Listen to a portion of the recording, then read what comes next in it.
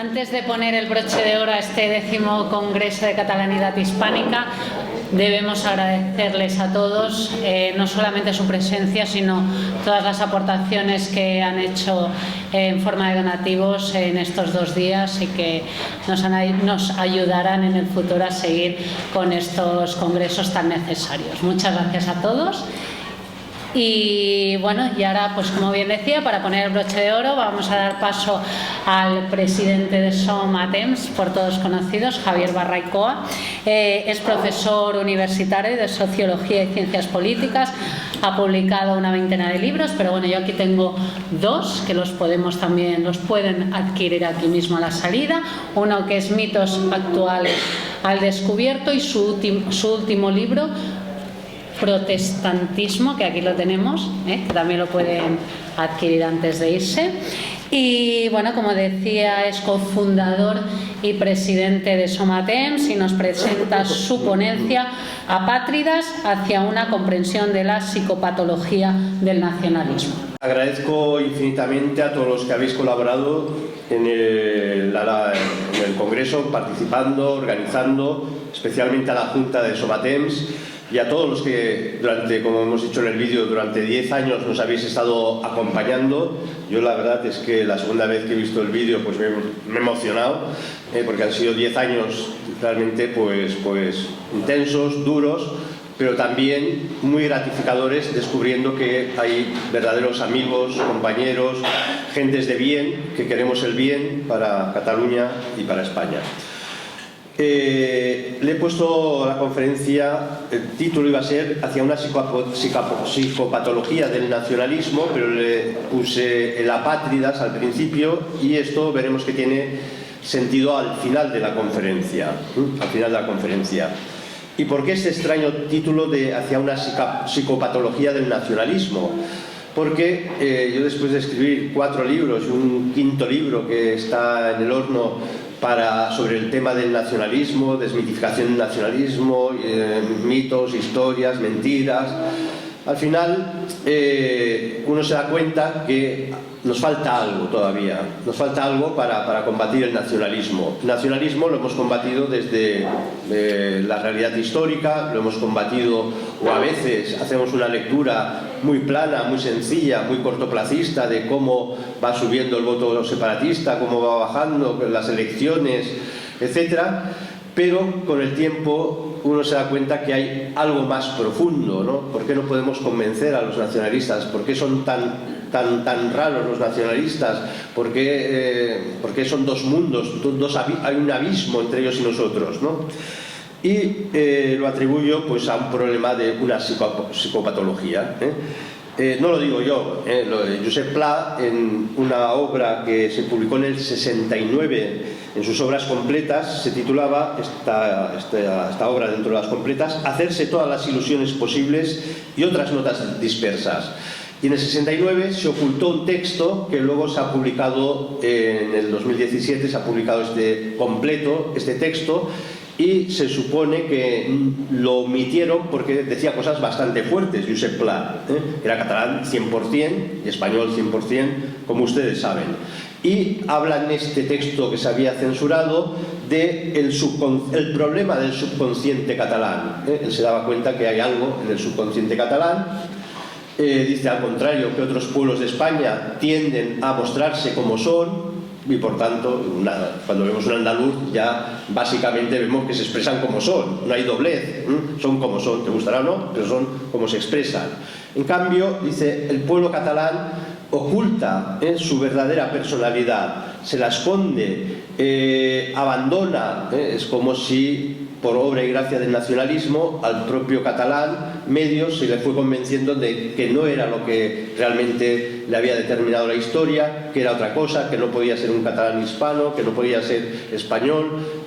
Y al final todo esto lleva, dice el propio Pla, a crear una psicología, dice literalmente, de un hombre dividido, luego veremos que tiene que ver algo así como con la esquizofrenia, dividido mentalmente, un hombre que tiene miedo a ser él mismo. En este texto sorprendente de Josep Pla habla que una población, un hombre en una sociedad donde constantemente tiene que renegar de lo que realmente es y le ha determinado la historia para ser otra cosa que se ha inventado, acabará siendo, dice, un hombre enfermizo, sombrío, desconfiado, tortuoso, escurridizo, nervioso, displicente, solitario, triste. Y sentencia: la enfermedad catalana yace en el subconsciente del catalán. Nos está abriendo una vía de investigación, es decir, algo está en nuestro subconsciente colectivo que no tiene que ver con las categorías políticas explícitas, las teóricas reivindicaciones frente a Castilla, Madrid o lo que sea, sino hay algo más profundo. En esa misma línea, un maestro nuestro, Francisco Canals, que fuera catedrático de Metafísica de la Universidad de Barcelona, se planteaba en un texto que es Cataluña, que lucha contra Europa, un artículo fundamental, se planteaba lo siguiente, dice: nadie dudaría en el plano psicológico o ético que una persona que solo pensara en ella, solo se volcara en ella, solo le importara a ella, cayera en lo que llamamos el narcisismo obsesivo, y luego hablaremos desde la psicología qué implica y veremos si nuestros nacionalistas gozan de este narcisismo obsesivo. Pero sigue diciendo Canals, este solipsismo, este solo yo existo, solo yo soy importante, yo soy lo único, si se traslada a lo colectivo, solo Cataluña es lo importante, solo mi pueblo es lo importante, solo yo soy lo mejor, en un momento determinado esto puede provocar un problema de psique colectiva, una quiebra en la psique colectiva de un pueblo. Y sentencia Canals diciendo: el nacionalismo corre así el peligro de convertirse en una enfermedad colectiva, en una enfermedad mental colectiva. Bueno, eran pistas que uno va leyendo y las va dejando ahí. En los años 80 en El País se entrevistó a Julio Caro Baroja, sobrino de Pío Baroja, y en esos años de hierro de ETA, que mataba ahí el problema vasco y todo esto, el entrevistador le dice: ¿y cómo solucionaría usted el problema vasco? Y Julio Caro Baroja dijo: enviando trenes llenos de psiquiatras, porque esto ya no es una cuestión política, esto es una cuestión de un desquicie colectivo de un pueblo, y aquí hay que solucionarlo de otra forma que no sea la política, necesitamos los psiquiatras. En el año 2016, curiosamente, apareció una obra que prometía mucho, luego quedó un poco, de Adolfo Tobeña, un psiquiatra de aquí, de Cataluña, y la tituló La pasión secesionista. Y bueno, yo la compré porque leí la reseña y digo: anda, qué interesante, porque era un psiquiatra que decía: bueno, voy a intentar explicar tics del nacionalismo desde patologías psiquiátricas. Es verdad que el hombre este se debió retrotraer y un poco asustar, y bueno, muchas de esas indicios de problemas psiquiátricos colectivos en Cataluña, pues bueno, los va justificando, pero bueno, hace un intento de lectura de que en el fondo hay un amor apasionado en el nacionalismo que puede llevar a ciertas desfiguraciones, y eso aprovechado por las élites de Cataluña, las castas, para legitimar los poderes.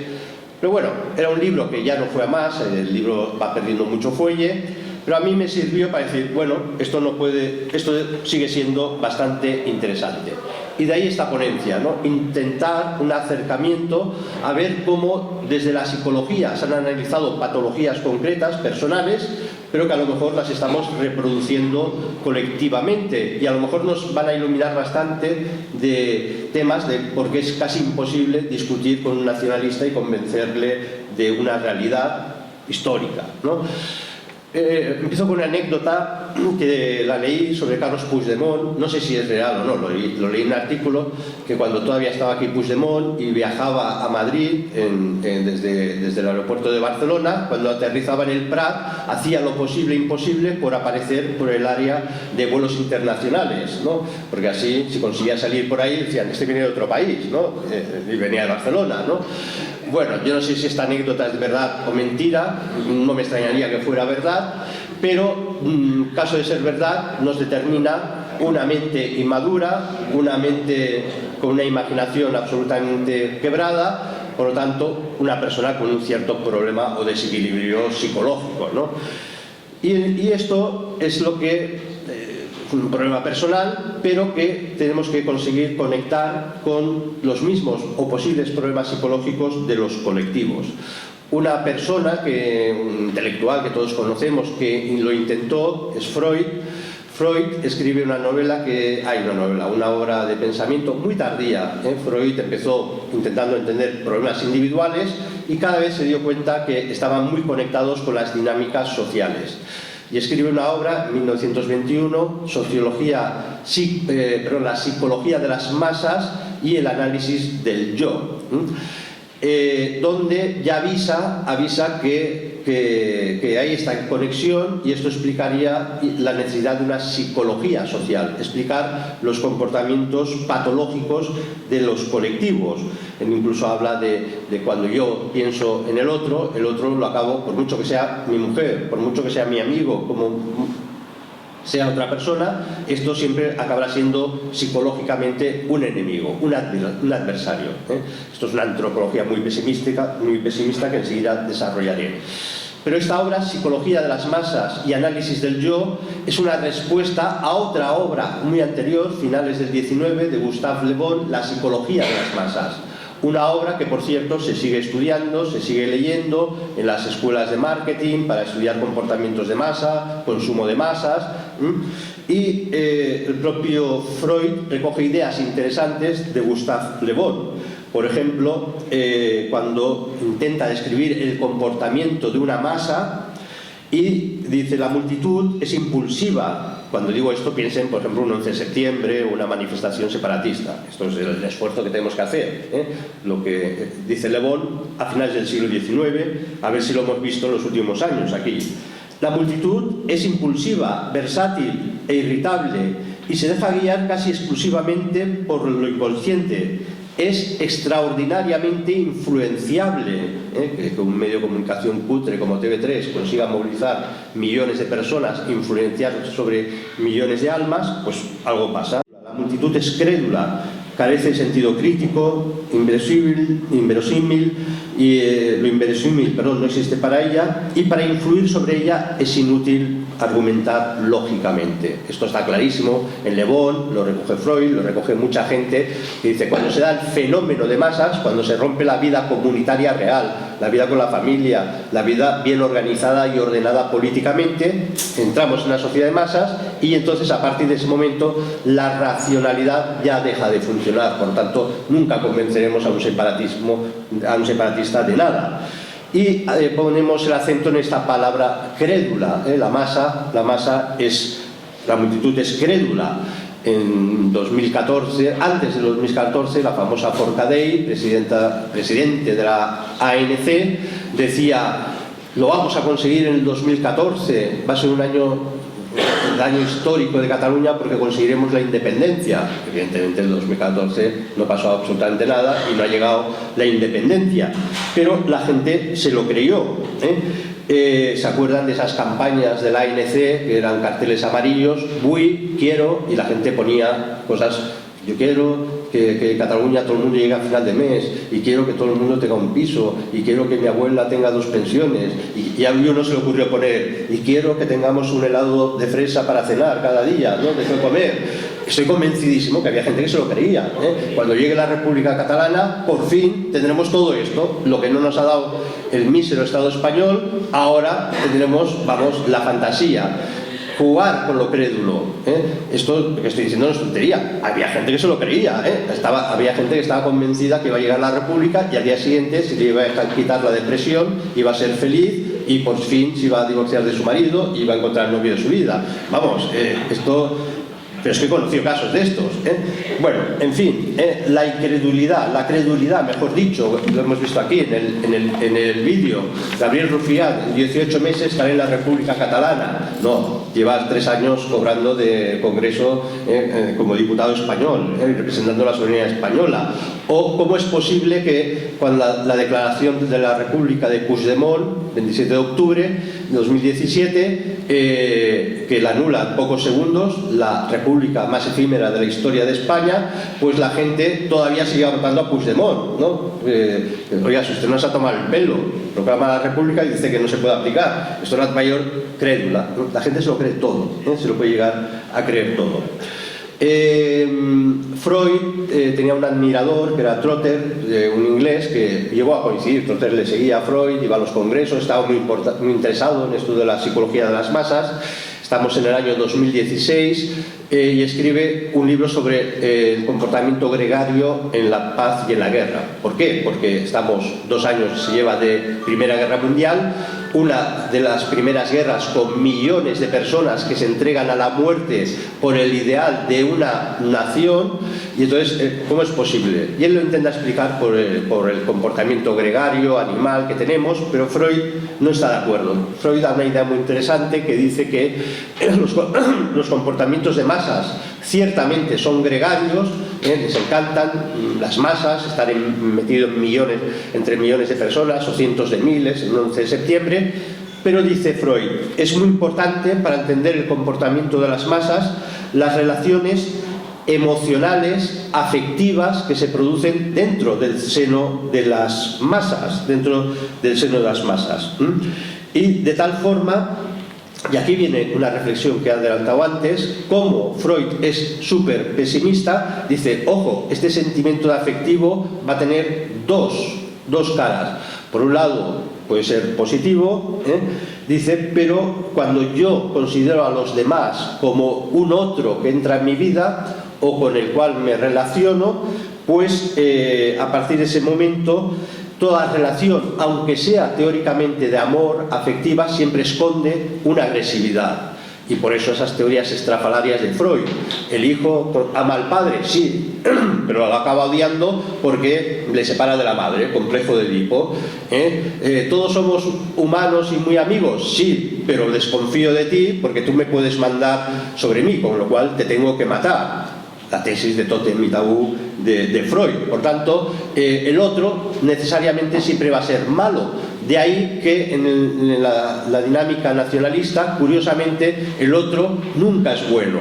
O el otro que yo he escogido, que teóricamente es el que más hermanado estoy con él, va a ser el que más aborrezco, el que acabo odiando más.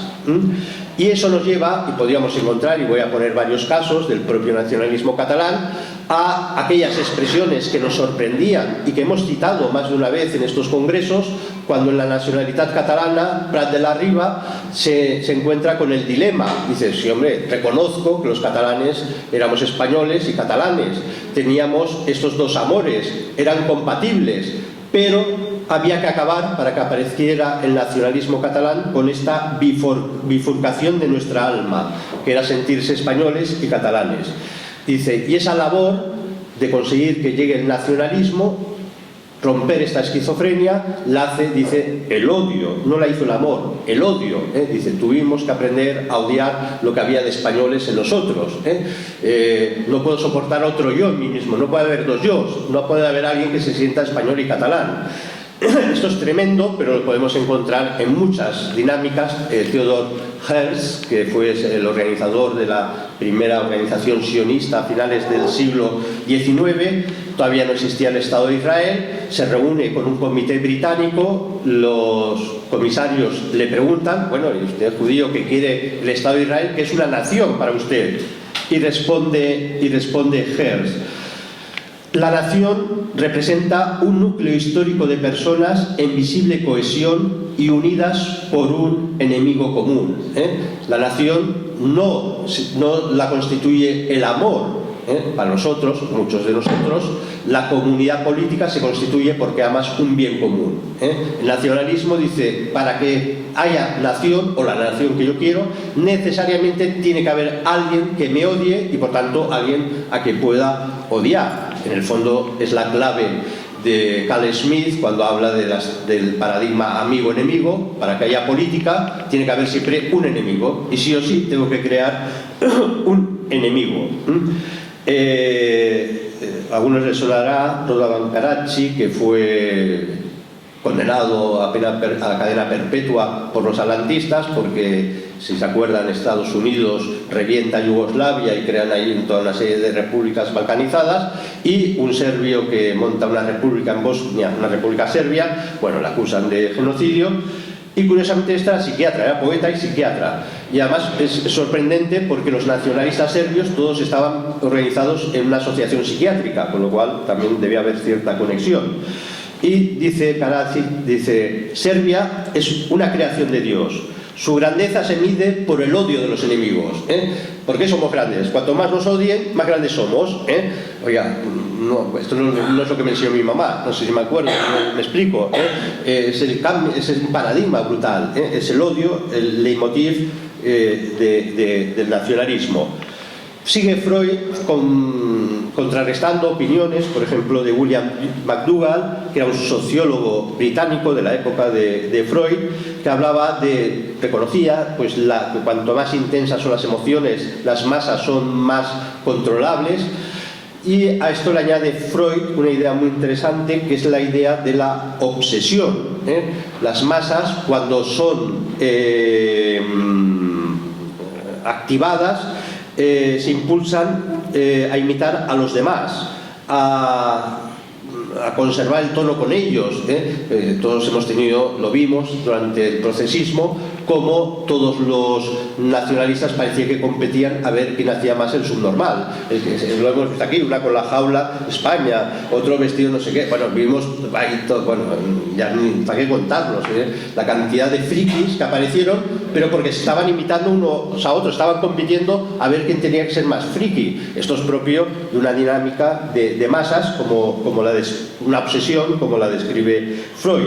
Y además funciona mejor cuando estas emociones son más, dice Freud, son más elementales, más groseras, y así es como funciona mejor una masa. En psicología tenemos muchos trastornos, y uno de ellos es el trastorno psicótico compartido, también se llama un trastorno psicótico inducido. El nombre más vulgar es folie à deux, locura de dos, porque cuando se estudia en psicología y en psiquiatría ciertas enfermedades psicológicas, ciertas psicopatologías, se descubre que se contagian, y por tanto, y esto pasa así en los psiquiátricos, uno dice que se siente Napoleón y insiste, y acaban 26 que quieren ser Napoleón, porque al final se acaba transmitiendo la locura, se acaba induciendo, es el contagio de las masas. Y esto no tenemos que ser muy inteligentes para ver que se produjo en Cataluña, en esta locura, a ver quién cosía más bufandas amarillas, a ver quién ponía más lazos amarillos, a ver quién se disfrazaba de más tarao, más friki de color amarillo, ¿no? Esto es muy interesante, podríamos desarrollarlo, pero me quedo con esa idea de cómo los sentimientos, cuanto más groseros, más simples, más burdos, mejor funcionan en una cultura de masas. Y evidentemente me acordaba de ese España no se estima, ¿no? Es un gran argumento, Mi mamá no me quiere, me voy de casa. España no me estima, pues me voy de España, Este argumento que fue brutal, que fue un argumento usado constantemente. Pero para que se den cuenta que este argumento grosero puede llegar a límites absolutamente delirantes. Me puse a ver blogs separatistas, les puedo asegurar que hay para escribir un volumen de la taradura colectiva en Cataluña a principios del siglo XXI, porque hay de todo. Un ejemplo, en un blog titulado Contrafort, el 7 de enero de 2010, aparecía como título de un artículo: no podemos violar a España si no nos ama. Ostras, fantástico, Hay que violar a España. Bueno, pero si no nos ama no tiene gracia, ¿no? Primero que nos ame y después la violamos, ¿no? Bueno, este tío está todo, este tío está tarao, ¿no? Entonces, de ahí el artículo se leía lo siguiente: España no nos ama y por eso debemos asumir el camino de un Estado propio. Un argumento fantástico, Mi papá no me quiere, lo mato, o mi papá no quiere, le robo la casa, Y sigue: España no ama a Cataluña y a menudo le profiere una versión que a veces se muestra enfermiza, insana y angustiosa. España es enfermiza, insana y angustiosa. Y uno está diciendo: no, oiga, el que ha escrito esto es el enfermo, es el insano y es el angustioso. Usted está proyectando su taradura en España.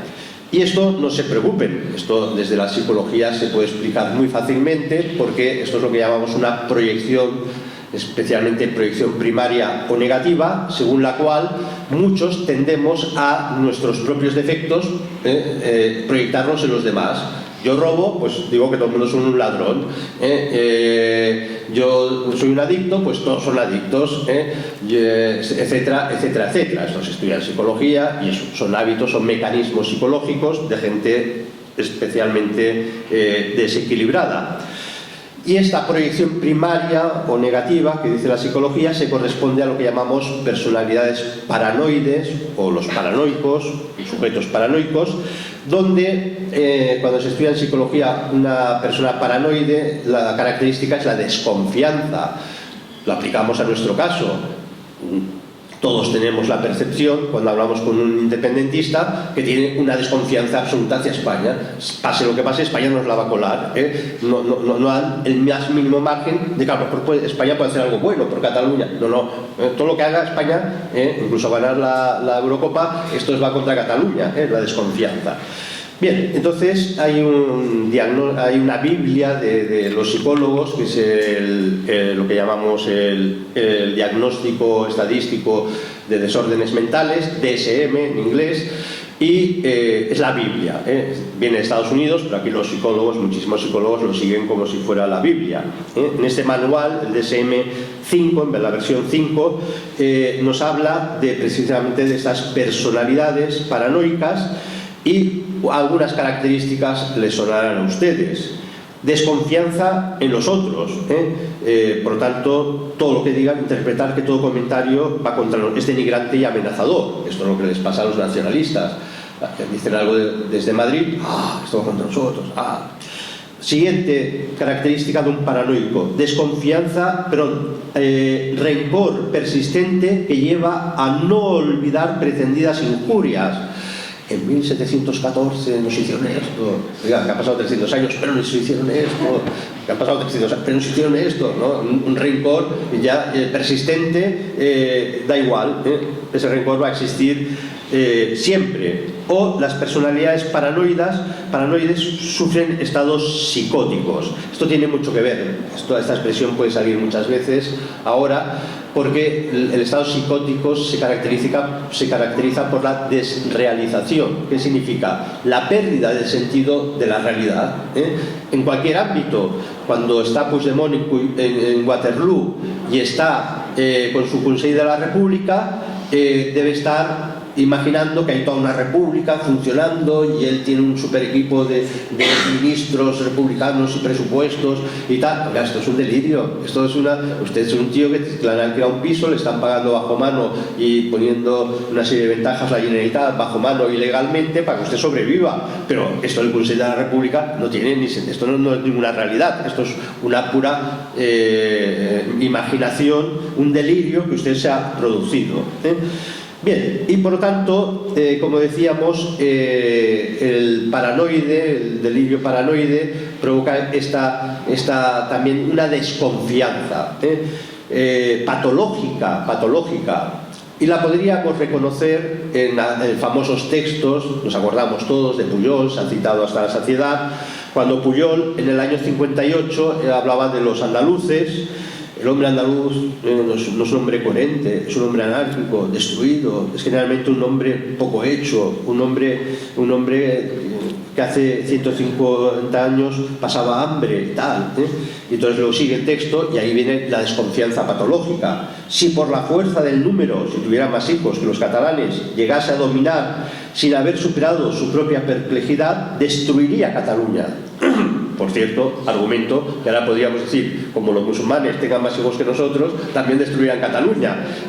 Pero curiosamente el argumento solo funciona con los españoles, con los castellanos, no con los musulmanes, misteriosamente.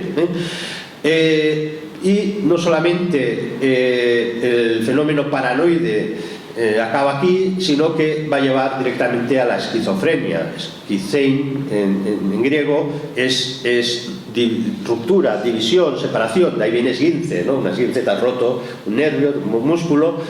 Fren es mente. Por tanto, un esquizofrénico es que dices una cosa y la contraria.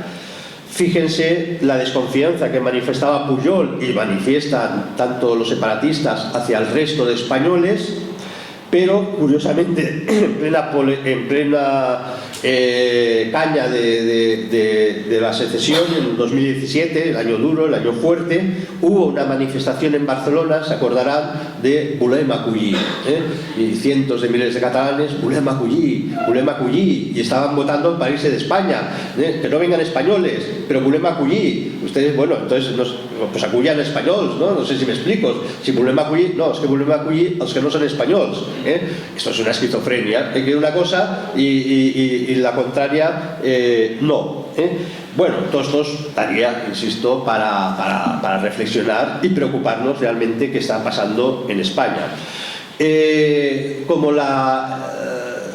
lo paranoide crea una desconfianza, que esto nos va a ir llevando al complejo de superioridad luego, pero ya vemos claramente que toda obsesión acaba fortaleciendo el odio. La nueva musa del separatismo, Silvia Auriol, acababa, ahora no sé, porque ahora ya tiene poder, pero acababa siempre sus mítines, Mori España, un neandertal que conocerán, Tardá, Mori el Bourbois, un tío que no había pasado el paleolítico, Mori el Bourbois, tal. Bueno, esto era tremendo, ¿no? Pero la cosa se va retorciendo, los problemas psicológicos no solamente son groseros, sino que son muy retorcidos muchas veces. Un personaje que igual no conocerán, Manuel Cruells, del primer tercio del siglo XX, militante del Estat català, de la época de Francesc Macià, escribía en Nosaltres sols era la imitación del Sinn Féin, nosotros solos, ese partido, digamos, casi insurreccionista, escribía un artículo sorprendente titulado El nostre Mori España, porque ya en esa época se gritaba Mori España, los separatistas, catalanistas, separatistas, todos Mori España, y él escribe un artículo, Nuestro muera España, para decir que, hombre, no hay que ser tan groseros, nosotros odiamos a España, lo dice así, nuestro odio a España no es tan grosero, no es de gritos, injurias, y entonces suelta una cosa que es tremenda, dice, nuestro odio es positivo, nosotros odiamos, los catalanes sabemos odiar, los catalanes odiamos de verdad, los españoles odian odiando, nosotros odiamos positivo. Bueno, esto ya nos va indicando que la estructura, la forma mentis de ese mundo, ese criptomundo que se está generando en esa Cataluña separatista es tremendo. Todos nos acordamos como en el fútbol empezó a puta España, puta Madrid, cuando venía el Real Madrid, puta tal. Entonces encontré un manual absolutamente fascinante del MDT, que era un grupo terrorista que a todos nos suena, independentista, Movimiento de Defensa de la Tierra, y era un manual para los jóvenes titulado Petit Llibre Roig del y la jove independentista. Y oh sorpresa, dice a sus militantes, no hay que gritar puta España, no hay que gritar puta Madrid, las putas no tienen la culpa. Este grito de puta España es sexista. Entonces decías, qué bien, te quieres independizar de España y te has atado a la corrección política. Todo independentismo, toda independencia lleva siempre no a una liberación de verdad, lleva a someterte a otra esclavitud. Los que hemos dejado de fumar, nos libramos de la nicotina y somos esclavos del chocolate, no sé si me explico. Al final la vida es así, la naturaleza es así, y el independentismo, me quiero librar de España y quiero entrar en Europa, que me estás diciendo que España te oprime y que tu Europa no te va a oprimir, ¿qué locura es esta? ¿No? Entonces, bueno, son este tipo de argumentos que vamos viendo que llevan a estos desquicios. La obsesión la idea de obsesión la retoma Freud. Yo no soy freudiano, pero me va muy bien, me va muy bien sus citas, y Freud reconoce que la obsesión tiende a transformarse en sugestión o sea, una obsesión se crea una sugestión y la sugestión acaba en sublimación. Esto es, la sugestión es que algo que en principio amo, tengo que convencerme que lo amo muchísimo más. Esto se aplica a las obsesiones y sugestiones amorosas. Esta chica me he enamorado, entonces la veo guapísima, altísima, riquísima y es muy vulgar, pero bueno, la tengo que sublimar, es necesario. Pero claro, esto es porque estoy negando la realidad, entonces tengo que sublimar porque tengo que negar la realidad. Y la sublimación, el propio Freud pues lo atribuye a este fenómeno afectivo y va a agudizar el complejo de superioridad, de inferioridad y sobre todo de desrealización. Bueno, podríamos citar muchos autores, pero cuando yo sublimo algo, yo como catalán soy lo mejor, el pueblo catalán es lo mejor, el resto de España, tenemos esos textos famosos, nosotros somos arios, el resto son semitas, son moros, son tal, pues claro, si yo sublimo, los demás tienen que ser algo horribles, los deformo. Y aquí podríamos traer a colación, que es magnífico, los artículos que escribió el Quim Torra antes de ser presidente de la Generalitat, este personaje tan absolutamente ridículo, pero la recolección de sus artículos merece ser recolectados, leídos y comentados. Uno de ellos se hizo muy famoso, lo escribió en 2012 cuando se iniciaba el procesismo, y lo tituló La llengua y las bestias, y empezaba con un cuento recordando que cuando era pequeño Folch i Torres, un famoso autor catalán que escribía cuentos, y escribió un cuento sobre animales que hablaban y tal. Bueno, y entonces dice Torra, esto hay que leerlo, dice, ahora, lo traduzco al español, dice, ahora miras a tu país y vuelves a ver hablar a las bestias, pero claro, las bestias son los que en Cataluña hablamos español o castellano, somos las bestias. Pero estas bestias son de otro tipo, no son las de las fábulas de Folch i Torres, son de otro tipo, son carroñeras, escorpiones, hienas, bestias con forma humana que solo beben odio. Pues señor, loco.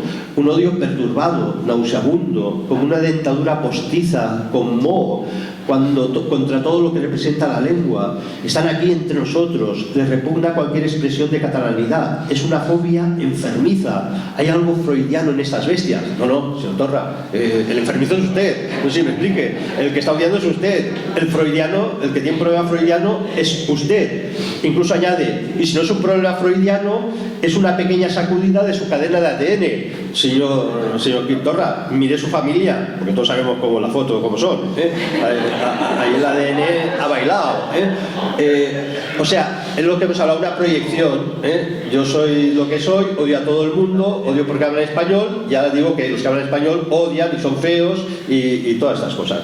Bueno, Torra es una maravilla, luego lo citaré en otro momento. En complejo de superioridad, los mejores y los desgraciados. Erich Fromm, un psicólogo magnífico, judío, pero con una cosmovisión muy parecida a la cristiana, en su autobiografía, Más allá de las cadenas, la titula así, Más allá de las cadenas de la ilusión. Es una autobiografía muy interesante. Él había sufrido la Segunda Guerra Mundial. Muchas reflexiones sobre el nacionalismo se hacen a raíz de la Primera y Segunda Guerra Mundial, y sobre todo ven el nacionalismo como una de las causas que ha llevado pues a esa tragedia de la guerra. Y entonces Fromm dice, hace una alusión a una especie de narcisismo de los colectivos, un egoísmo de los colectivos, que se expresa de la siguiente forma. Dice, nuestra nación, no es que hable de su nación, dice, es como si estuviera diciendo, un nacionalista diría, nuestra nación es perfecta, amante de la paz, culta, democrática, pero la del enemigo es abominable, es vil, traicionera, cruel, ¿no? Y esto lo hemos visto tantas veces, lo hemos oído, como los separatistas dicen, la República Catalana es democrática. Los catalanes somos democráticos, de verdad. España es una democracia que no cumple los códigos internacionales o los índices internacionales, porque es una democracia corrupta. Coño, y aquí en Barcelona, en Cataluña no son.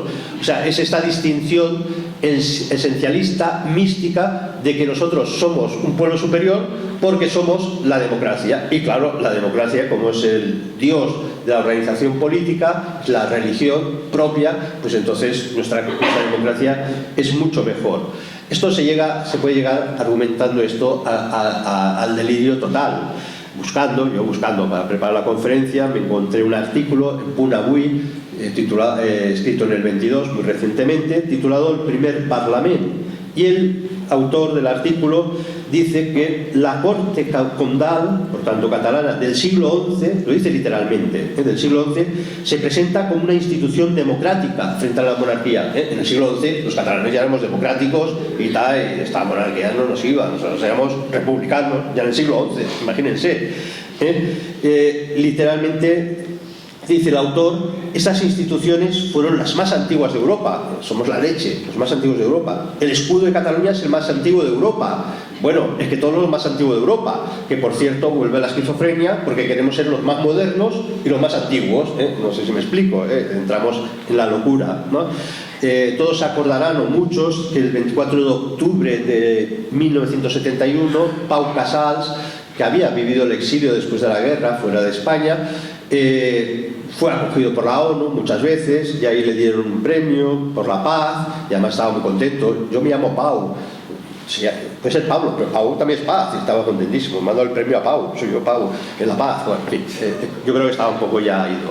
Y entonces, esto está en YouTube, lo hice en un inglés bastante macarrónico, con los periodistas todo muy temblando y emocionado. Les quería convencer de que los catalanes que estaban fuera de la España de Franco eran muy demócratas y que Cataluña era muy demócrata. Y les suelta, traduzco al castellano,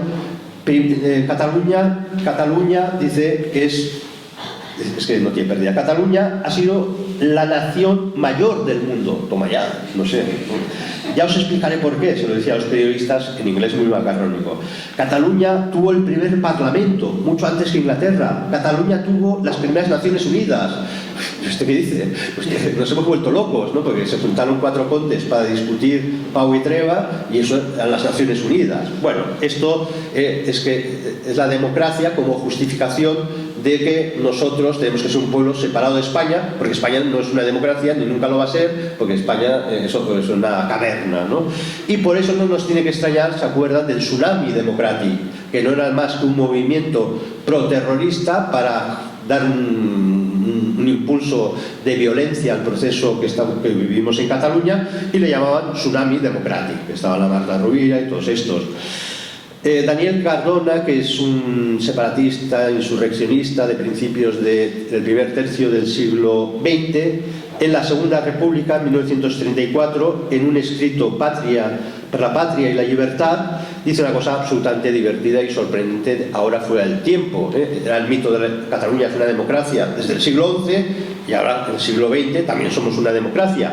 Pero como en aquella época el racialismo era la ideología más moderna de Europa y los nacionalistas catalanes la tomaron como propia, por lo tanto son los grandes generadores del pensamiento racialista en España, dice, en esta obra dice lo siguiente: seamos racistas de una patria democrática, O sea, quiero decir, aquí es lo más moderno, la democracia y el racialismo, esto es lo más moderno. Bueno, y así podríamos esto. Hay ya en este plano de la desrealización y de la locura absoluta, encontramos a Pere Corominas, fue el padre de Joan Corominas, famoso etimólogo tanto en lengua catalana como en lengua española.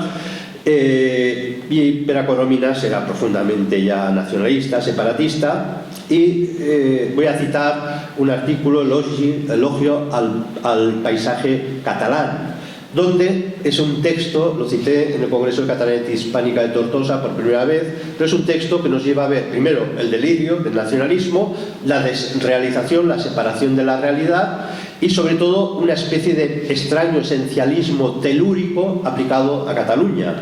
El texto no tiene pérdida, dice lo siguiente: ninguna contingencia humana puede impedir a la raza catalana el cumplimiento de su destino, porque hasta si fuera tan grande nuestra desventura que la gente catalana fuera del todo dominada, esclavizada, totalmente destruida y no quedara ni una mujer catalana para parir, con la sangre de los vencedores, con esas u otras apariencias, nuestro paisaje volvería a producir con los siglos otra raza tan esencialmente catalana como la nuestra.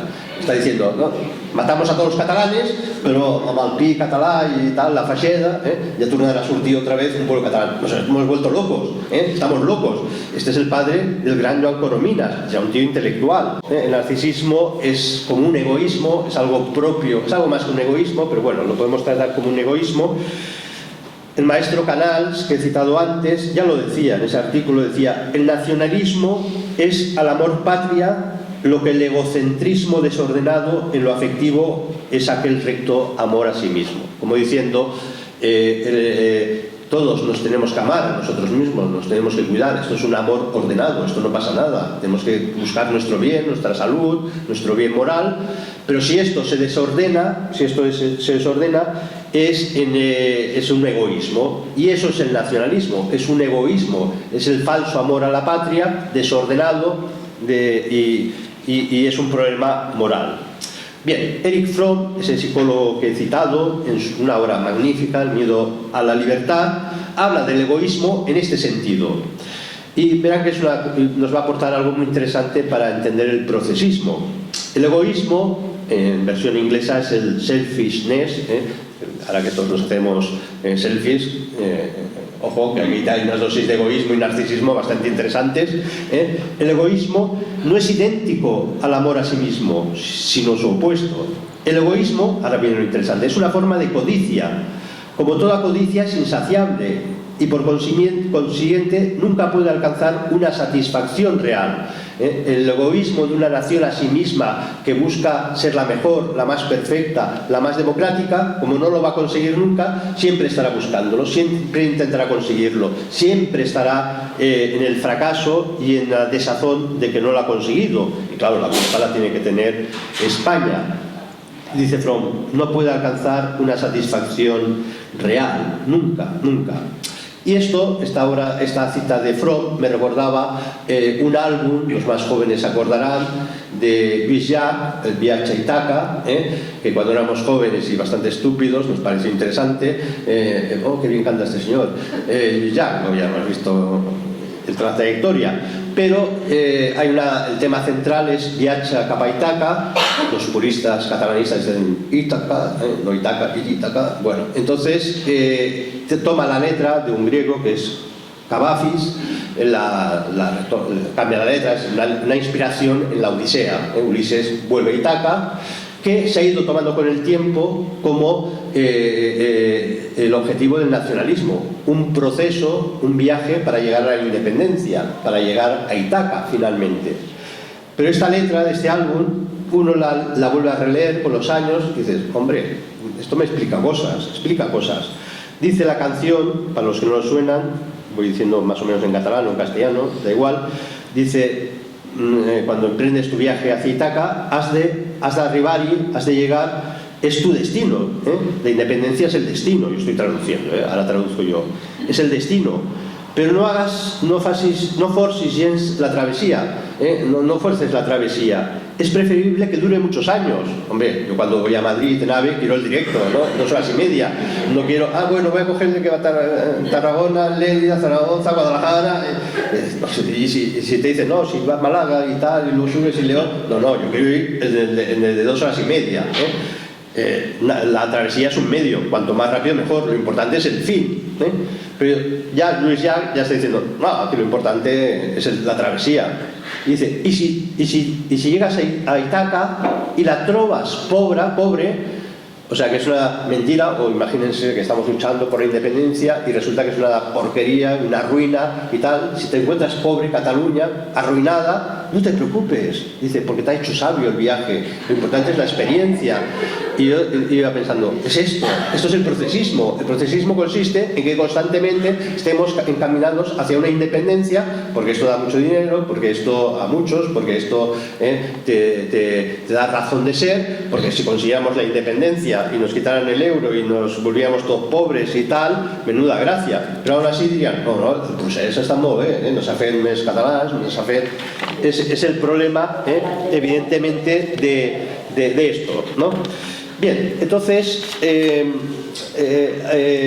esta idea también de desrealización, no me resisto para que vean las contradicciones, las esquizofrenias del nacionalismo. En 2002, Jordi Pujol, que todavía estaba ágil, en unas jornadas del Patronat Català Pro Europa, que se hicieron en el Castillo de Perelada, en Gerona, pidió que había que volver a Cataluña, había que devolverla al estado a la forma de ser antes de 1714. Y me acuerdo perfectamente que salió en La Vanguardia, Pujol, declaraciones, Cataluña de volver a antes de 1714. Claro, yo alucinaba. Oiga, ¿seguro? Porque en 1714 los presidentes de la Generalitat eran todos obispos.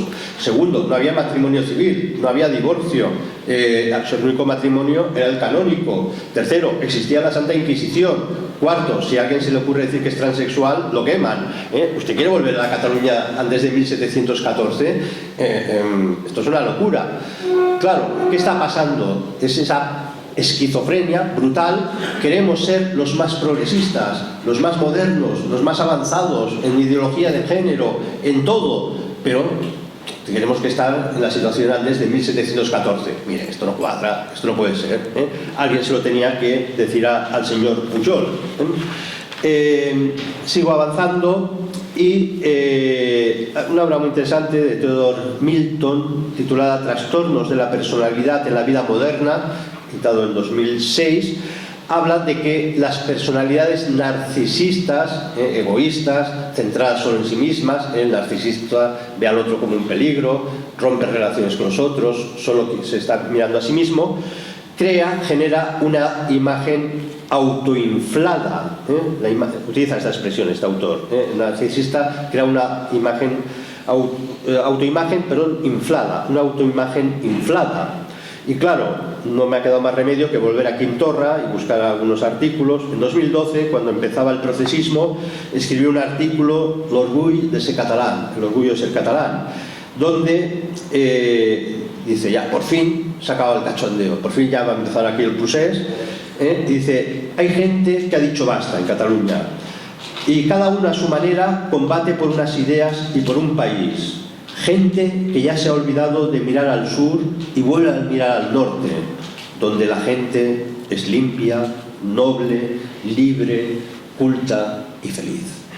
Ostras, los catalanes ya, nuestro error era mirar al sur, ahora miramos al norte, ya somos limpios, nos luchamos, etc. No, esto es un delirio, pero bueno, es lo que hay, es la imagen autoinflada, que luego verán otra cita.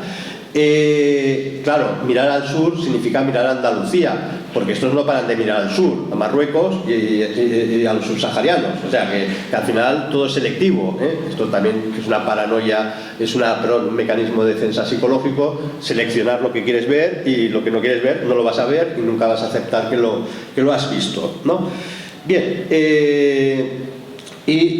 sigue, bueno, con estas descripciones que nos adentran algo muy interesante que apareció en psicología relativamente reciente, en las décadas anteriores, que es el complejo de superioridad e inferioridad. Adler, un famoso psicólogo, es el que lo describe, pero aporta una idea muy interesante. Dice que el complejo de superioridad es un mecanismo de defensa del que siente un complejo de inferioridad, cuando yo tengo una crisis de identidad, no sé quién soy, no sé cuál es mi lugar en la vida, no estoy contento conmigo mismo, etcétera, me defiendo creyéndome superior a los demás, es un mecanismo psicológico de defensa. De hecho, Josep Pla, en esa obra que les he citado, lo dice literalmente, dice: el catalán actual es un producto de la decadencia de Cataluña. 1969, Pla ya se estaba diciendo aquí los catalanes nos estamos volviendo taraos. Y sigue, su rasgo característico es el del complejo de inferioridad. Bueno, una idea muy, muy interesante. Y entonces, como tú tienes complejo de inferioridad, lo proteges creyéndote que eres superior a los demás. Y claro, si eres superior a los demás, lo que tienes que hacer es una proyección negativizando al máximo, odiando al máximo al otro. Y esto lo vemos, hay miles de ejemplos, pero lo vemos con el que creó la estelada, Vicens Ballester, ¿se acuerdan? Ese que creó en Cuba la estelada, y escribe en 1907 un himno, lo traduzco al castellano porque está en catalán antiguo, dice: queremos para Cataluña la santa independencia, que España se humille bajo el peso del pendón barrado. Un odio glorioso arrasa una montaña, es una poesía, Nuestro odio titán contra la vil España es gigantesco y loco, es grande, divino, sublime, nuestro odio es lo más de lo más. Y sigue, algo sorprendente, hasta odiamos su nombre, hasta odiamos el nombre España, hasta el nombre de España, es como decir Francia, pues suena muy bien, France, no voy a odiar el nombre de Francia, ¿no? Me puedo odiar a un plato francés, pero el nombre, pobrecito, ¿no? Odiamos hasta el nombre de España. El grito y la memoria de sus tradiciones, su estéril historia e incluso sus propios hijos, nosotros los maldecimos, ¿no? Bueno, esto es una cosa absolutamente terrible, pero esto está funcionando. De textos de estos, de la historia del nacionalismo, está lleno, está para hacer tesis enteras de psicología, y de terapia y de psicopatologías.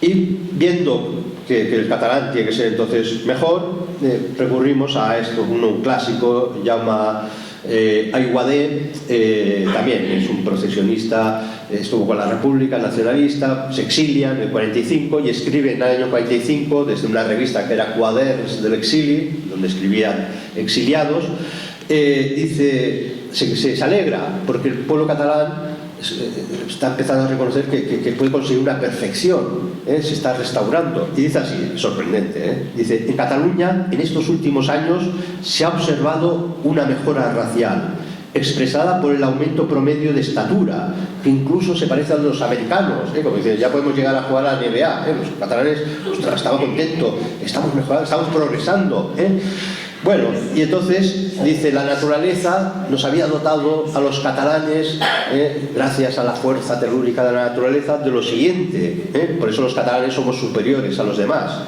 Nos ha dotado la naturaleza una fisiología perfecta, una perfección de líneas acompañada de una altura proporcionada a los diámetros del cuerpo y un perfecto desarrollo intelectual.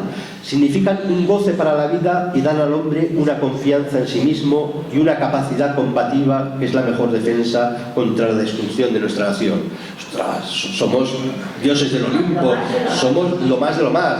Claro, esto es un problema psicológico, porque nadie puede mirarse al espejo y decir que es perfecto, todos somos feos, y esencialmente, bueno, alguien se salva, pero básicamente la media somos normalitos, ¿no? Bueno, y esto es tremendo. Lluís Risset, otro de estos, escribía una frase apoteósica: el nacer en tierras castellanas y ser tonto de necesidad es una misma cosa, ¿no? Claro, ya puesto, claro, complejo de inferioridad, ya llegas, puesto la inferioridad, vas bajando el listón hasta donde quieras.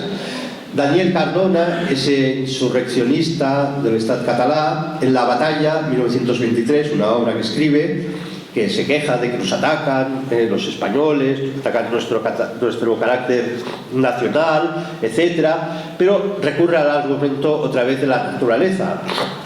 La naturaleza ha creado los elementos más formidables que nos permitirán la liberación etnográfica del catalán. Y ahora, frase para la historia: un cráneo de Ávila no será nunca como un cráneo de la Plana de Vic. Claro, esto ya es magnífico, esto es absolutamente magnífico, es como las calabazas, una calabaza aquí nunca será como una calabaza allá, Bueno, y así seguiríamos. Al final de la conferencia, que ya ven que esto daría para mucho, daría para libros, y no descarto que cada un día habrá que escribir un libro sobre estas cosas. Fromm, en el miedo a la libertad, da una clave muy interesante para entender por qué el nacionalismo surge con tanta fuerza, sobre todo en las sociedades posmodernas, las sociedades modernas, sí, pero también las posmodernas. Y dice lo siguiente: él se refiere a la religión, pero sin despectivo, y también al nacionalismo. Por eso también decimos que el nacionalismo es una religión en el fondo. Dice: así como cualquier otra costumbre, el nacionalismo, por más que sea absurda y degradante, estas costumbres, siempre que logran unir al individuo con los demás, constituyen refugios contra lo que el hombre teme con mayor intensidad, que es el aislamiento. Lo que más teme la gente en nuestras sociedades posmodernas, nihilistas, es quedarse solo, aislado, perder la amistad, no tener amigos, morir solo, sin que nadie te cuide, haber perdido la familia, que los hijos no te hablen. Esto es la angustia real de un hombre posmoderno que ha querido vivir la posmodernidad así. En psicología, el hombre aislado, el hombre solo, tiene un trastorno, lo llamamos trastorno de la personalidad limítrofe, donde se describe que estos pacientes viven en una crisis perpetua de un estado de ánimo, comportamiento de desolación, y con frecuencia se sienten vacíos, aburridos, etc. Yo estoy absolutamente convencido que una parte muy importante de esas abuelitas que veíamos en los pueblos haciendo bufandas en el centro parroquial y tal, su vida debía ser tan aburrida, tan profundamente aburrida, que el nacionalismo les ofreció una razón de ser para la existencia. Estoy luchando por algo, estoy luchando por una liberación, estoy luchando por un bien, pero es que en el fondo hay un problema estructural, psicológico, colectivo o individual, que es el que te ha dinamitado tu vida social, tu vida natural, y buscas en el nacionalismo poder resolverlo esto. Bien, esto exige, dicen otros autores, que el nacionalismo se presenta como una ilusión sanadora. Te voy a sanar de tu individualidad, ya no estás solo. Te vas el 11 de septiembre y estarás rodeado de 100.000 personas, nunca vas a estar solo, y además con las abuelitas de la parroquia estarás haciendo bufandas amarillas y cortando plásticos amarillos. Ya nunca más voy a estar solo. Es la ilusión sanadora, muy conectada a esa desrealización, porque hay dos fases del nacionalismo que creo que son interesantes de atender. Una es cuando aparece en el siglo XIX. El nacionalismo del siglo XIX se explica porque la destrucción que hace el proceso revolucionario de las estructuras políticas naturales de la cristiandad, cargarse todos los imperios, las formas de organización, lleva a crear formas de organización de individuos desarraigados absolutamente de su realidad primigenia, que la revolución ha acabado. Y esos individuos son introducidos en colectivos artificiales, que son los nuevos estados modernos, que les van a dotar de una identidad, una bandera, un himno y una historia simplificada, que está haciendo el nacionalismo catalán y el vasco y todo esto, y a partir de ahí te alivias de esa muerte de las sociedades de las que provenías. Y en el siglo XXI, el nacionalismo, finales del 2021, corresponde a la crisis de esos estados que se fundamentan bajo códigos nacionalistas, pero como el Estado ha creado individuos que los ha abocado al nihilismo, en este nihilismo del siglo XXI hemos visto cómo resucitan unos nacionalismos que también necesitan sentirse parte de algo, parte de una historia, parte de un proceso, pero todo es una falsificación. ¿Bien? Y entonces ahora sí acabo con una reflexión final que, permítanme, sirva de conclusión, de reflexión también final de este 10º Congreso de Catalanidad Hispánica, porque creo, o voy a intentar transmitir, que el sentido, la finalidad de por qué hemos estado estos años trabajando, por qué hemos estado luchando.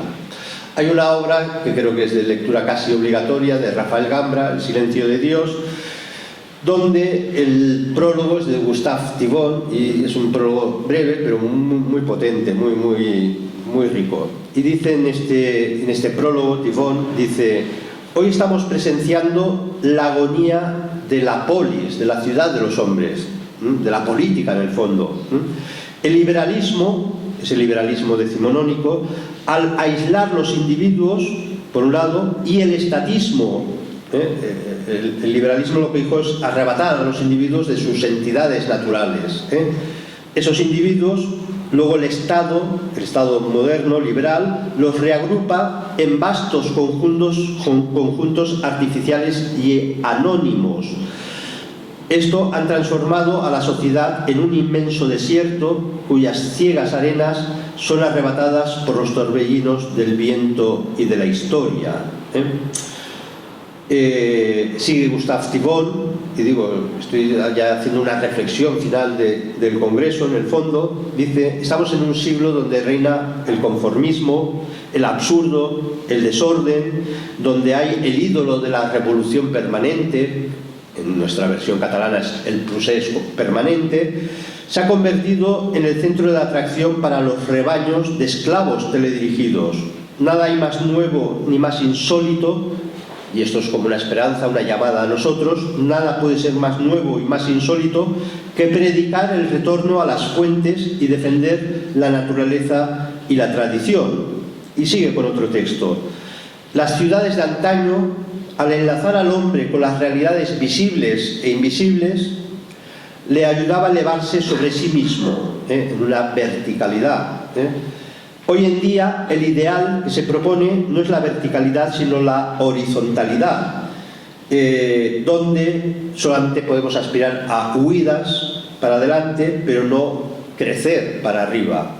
Por eso el individualismo y el estatismo que nos propone el nacionalismo están en el mismo plano, es el mismo juego.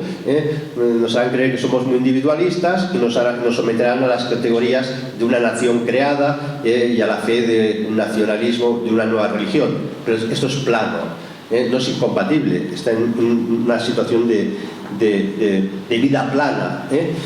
Entonces Rafael Gambra, el autor de esta obra, que es prologada por Tibón, nos apunta, digamos, llora porque se ha perdido el arraigo patrio. Dice, la situación que estamos es el arraigo patrio.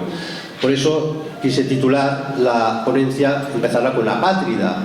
Somos sociedades apátridas, el nacionalismo nos arrastra a una sociedad apátrida, porque apátrida es el que no tiene patria, porque ha estado desarraigado, se le han roto las raíces, no tenemos absolutamente raíces. Cuando vemos un árbol plano, normalmente es porque es un árbol caído, es un árbol muerto, un árbol con raíces, está mirando la copa hacia arriba, hacia el cielo, hacia la luz, está absolutamente buscando algo. Entonces, nuestra lucha, es mi reflexión, nuestra lucha, y coincidiendo con Rafael Gambra, por las patrias, por recuperar la patria, por recuperar la comunidad política, las sociedades naturales en las que cada hombre tiene que vivir. Hay una idea muy bonita de Gambra que comenta El Principito, cuando todos se acuerdan de la escena, que el zorro le pide al Principito que le domestícame. Y entonces, claro, puede interpretarse que el zorro está loco, que te esclavice. No, domesticar no es que te esclavice, domesticar es que te cree una casa, doméstico, te haga de la casa, te haga del hogar. Por eso todos necesitamos ser domesticados, lo cual no significa la esclavitud. Lo que quiere el separatismo, el independentismo y toda la modernidad que arrastra es que seamos dueños absolutos de nosotros mismos. Cuando alguien se cree que es dueño absoluto de sí mismo, le puedo asegurar que está bajo la categoría de esclavo, indudablemente. Y por tanto dice Gambra que si recuperáramos, o una vez se ha perdido el sentido de patria y comunidad política, lo que nos depara a los hombres es, o mejor dicho, tenerla nos daría la posibilidad vivir la vida como en un hogar doméstico, como en casa. Eso es la patria en el fondo, ¿no? Sentirte en tu casa, ¿no? Nos daría el sentido de las cosas y la maduración en el vivir. Y todo este mundo moderno y posmoderno lo que está buscando es lo contrario, que perdamos el sentido de las cosas, por eso arrastra a la gente al nihilismo y evita que la gente madure el vivir, no viva la vida porque no entiende la vida y no entiende lo que es un proceso de una vida madura, una vida buena. Y por eso tanta gente es tan infantil. El puerilismo, el infantilismo es la condición para que funcionen las actuales democracias posmodernas. No sé si me explico. Y por tanto, ante esta última reflexión, pues llamamos desde Somatemps o justificamos nuestra lucha durante estos 10 años, porque nosotros hemos estado pidiendo, reivindicando la restauración de nuestra patria.